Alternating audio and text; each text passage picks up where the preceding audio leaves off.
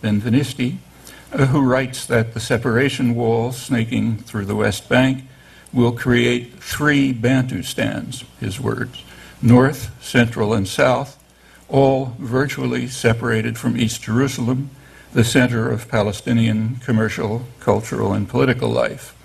And he adds that this, what he calls the soft transfer from Jerusalem, that is an unavoidable result of the separation wall, might achieve its goal. Quoting still, the goal of disintegration of the Palestinian community after many earlier attempts have failed. The human disaster being planned, he continues, will turn hundreds of thousands of people into a sullen community, hostile and nurturing a desire for revenge. It's another example of the sacrifice of security to expansion that's been going on for a long time. A European Union report concludes that US-backed Israeli programs will virtually end the prospects for a viable Palestinian state by the cantonization and by breaking the organic links between East Jerusalem and the West Bank. Human Rights Watch, in a recent statement, concurs.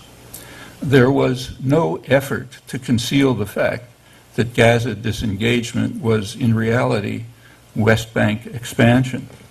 The official plan for disengagement stated that Israel will permanently take over major population centers, cities, towns and villages, security areas, and other places of special interest to Israel in the West Bank. That was endorsed by the U.S. ambassador, as it had been by the president, breaking sharply with U.S. policy.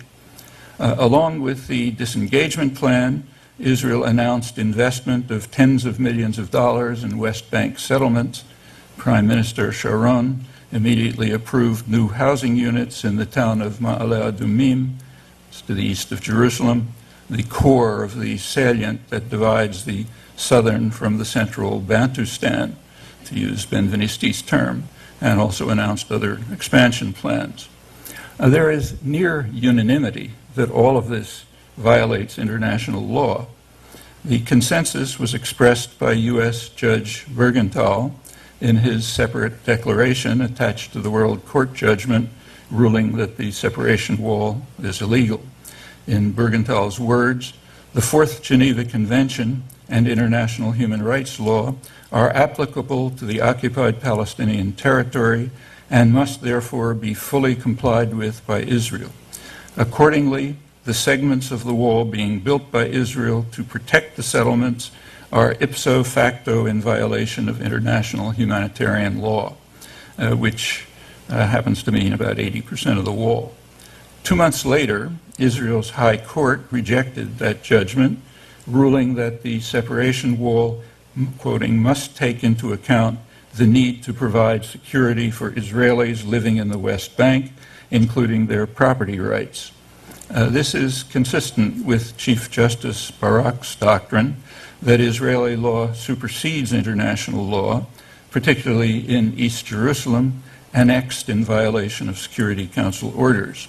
And practically speaking, he's correct, as long as the United States continues to provide the required economic, military, and diplomatic support, as it has been doing for 30 years in violation of the international consensus on a two-state settlement.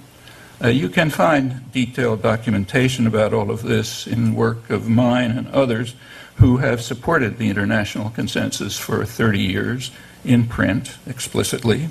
In Israeli literature, like Benny Morris's histories, you can find ample evidence about the nature of the occupation. In Morris's words, founded on brute force, repression and fear, collaboration and treachery, beatings and torture chambers, and daily intimidation, humiliation, and manipulation, along with stealing of valuable land and resources. Like other Israeli political and legal commentators, Morris reserves special criticism for the Supreme Court, whose record, he writes, will surely go down as a dark day in the annals of Israel's judicial system. Keeping to the diplomatic record, both sides, of course, rejected 242. The first important step forward was in 1971, when President Sadat of Egypt offered a full peace treaty to Israel in return for Israeli withdrawal from the occupied territories. That would have ended the international conflict. Israel rejected the offer, choosing expansion over security.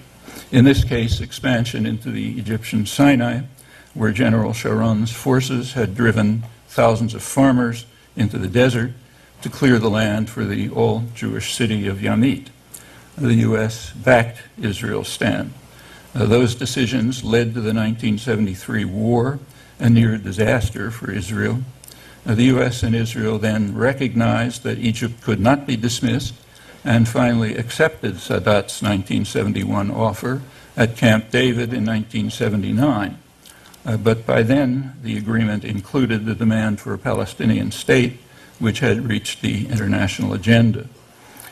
In 1976, the major Arab states introduced a resolution to the UN Security Council calling for a peace settlement on the international border based on UN 242, but now adding a Palestinian state in the occupied territories. That's Syria, Egypt, Jordan, and every other relevant state. The U.S. vetoed the resolution again in 1980. The General Assembly passed similar resolutions year after year, with the United States and Israel opposed. The matter reached a head in 1988 when the PLO moved from tacit approval to formal acceptance of the two-state consensus.